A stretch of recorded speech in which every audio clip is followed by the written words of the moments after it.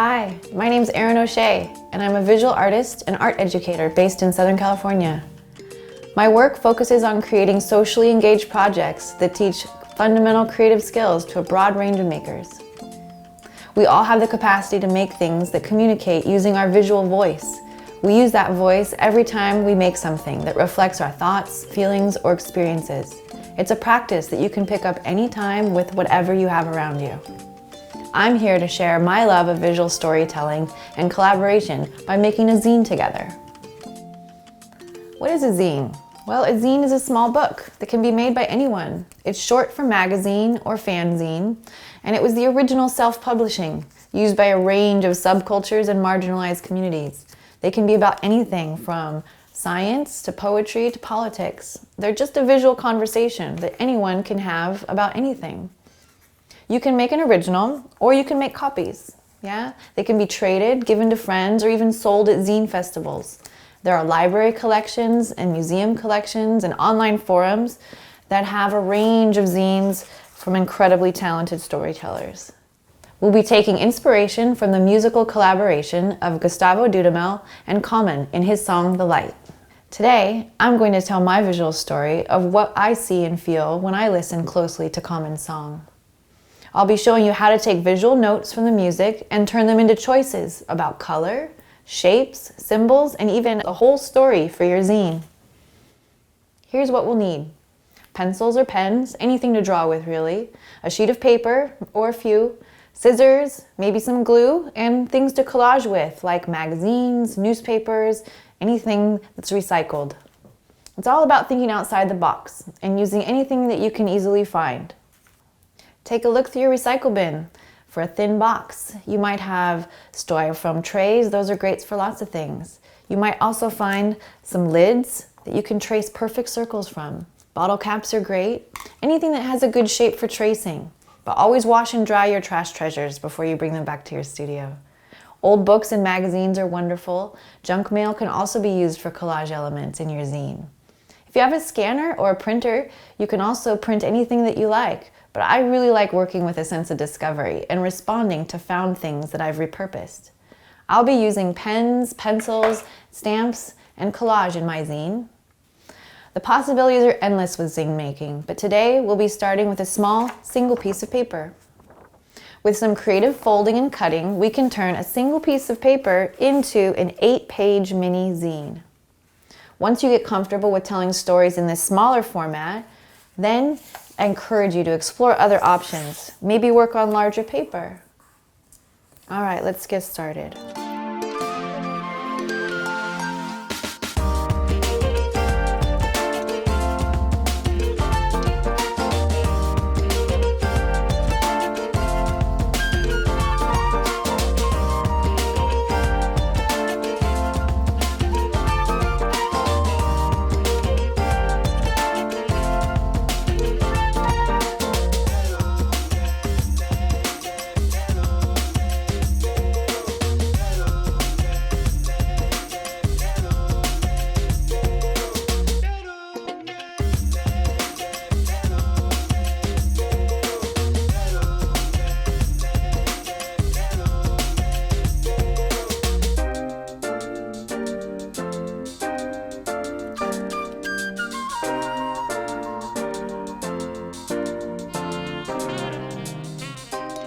That's it, you just created your first zine. The fun part comes next when we decide what story we want to tell and we get creative about how we want to tell it.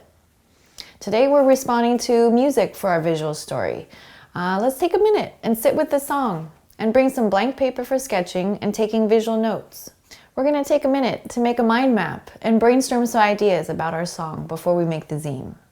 This will help us find our visual voice and identify some symbols or stories that we want to tell. Really think about the words.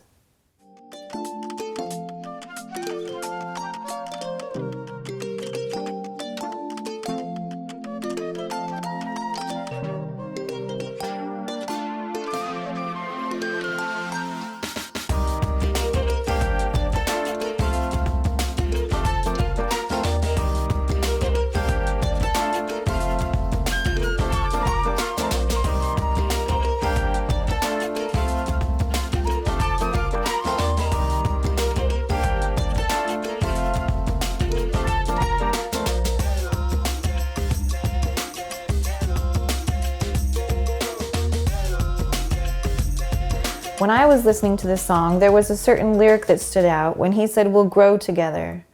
And the first time I sketched, I drew these sprouts here. It's because I like the idea of growing, and that thought came to mind. And then it kind of changed a little bit and it turned into hands because I like the idea of togetherness. So that was one idea that started off as a word, it's shifted to a shape, and now it has even more of a story, right? So you can list or write down, draw anything that stands out to you while you're listening to the song. What are the people or places or feelings that you think of when you focus on the light that shines for you? When you finish brainstorming, you'll have a few good ideas, but you might not have the full picture, and that's okay. We're going to discover how the zine ends as we go.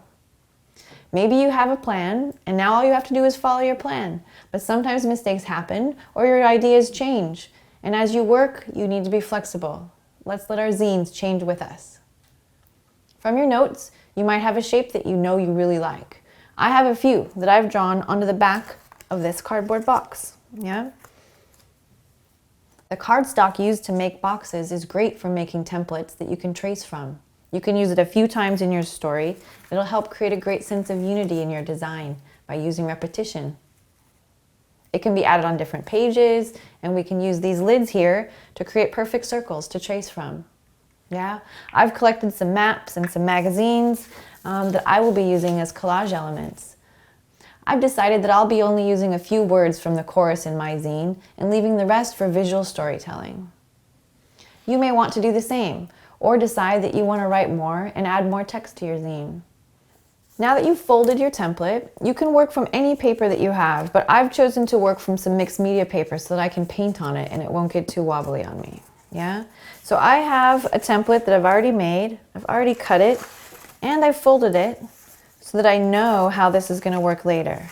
I'm going to lay it out flat so that I can start to paint and fill it in with some of the colors that I have planned. Sometimes when we're trying to show light, we have to put dark around it. So part of my plan was to make sure that I have a lot of dark areas to create some contrast. So I'm going to pull one of my darker colors from my palette and try to fill in this color just a little darker. And now the white of the paper feels even brighter because I've darkened around it.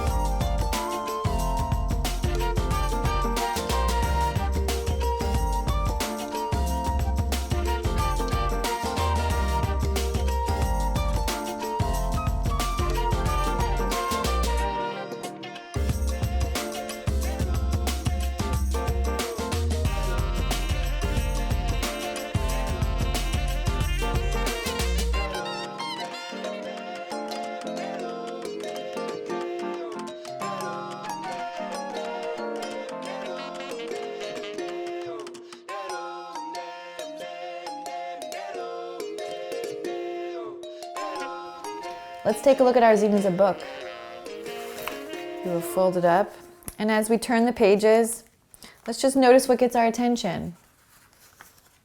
What colors did you end up using? Were there any shapes that you chose to use and repeat them on different pages for a sense of unity in your zine? Did you decide to write any words in your zine from the song, or did you use mostly images and color to tell your story? I am finishing up my cover here on my back page.